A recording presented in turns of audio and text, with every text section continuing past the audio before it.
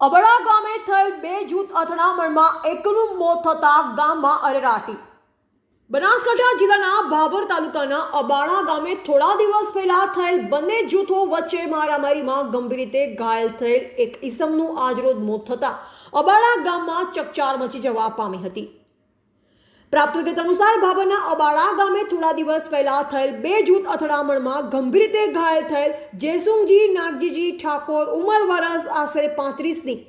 સારવાર ચાલી રહી હતી। ત્યારબાદ લાંબા સમયની સારવાર બાદ આજે જેસુંગજી ઠાકોરનું મોત થતા અબાડા ગામ સહિત ભાભર પંથકમાં અરેરાટી વ્યાપી હતી। ત્યારે આજે અબાડા ગામે ચુસ્ત પોલીસ બંદોબસ્ત વચ્ચે જેસુંગજીની આજે અંતિમ યાત્રા નીકળી હતી। ત્યારબાદ અંતિમ યાત્રાની વિધિ કરાઈ અને અબાડા ગામમાં શાંતિ જળવાઈ રહે તે માટે ભાભર સહિત દિયોદર અને વાવ પોલીસનો કાફલો ગોઠવી દેવામાં આવ્યો હતો। અત્રે ઉલ્લેખનીય છે કે જેસુંગજીનું મોત થતા નાની ઉંમરે 3 સંતાનોએ પોતાના પિતાની છત્રછાયા ગુમાવી હતી। ગત તારીખ 24/8/2025 રોજ ભાભર તાલુકાના અબાડા ગામે ઠાકોર સમાજના બે જૂથ જેમાં બળવંતજી નાગજી ઠાકોર તથા ચાલુ સરપંચ બબીબેન રમેશજી ઠાકોરના કુટુંબના ભાઈઓ સાથે અગાઉ કરેલા દબાણ બાબતે જે ઝઘડો થયેલો હતો, જેના આધારે બંને બાજુએથી જૂની કલમ IPC 307 અને નવા ભારતીય ન્યાય સંહિતાના કલમ નંબર 109 મુજબ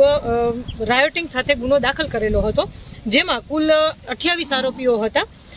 જે પૈકી કુલ 11 આરોપીઓ સારવાર હેઠળ હતા અને જેમાંથી હાલમાં બંને પક્ષના ગુનાના 20 જેટલા આરોપીઓ અટક કરેલા હોય, જેમાં ચાલુ સારવાર દરમિયાન જેસંગજી નાગજી ઠાકોર ઉંમર વર્ષ 40 જેઓનું હાલ મરણ થયેલ હોય, જેથી જૂની IPC કલમ 302 અને નવા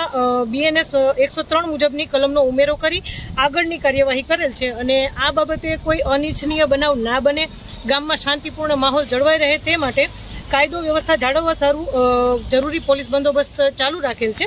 અને હાલ ગામમાં શાંતિપૂર્ણ માહોલ જોવા મળે છે।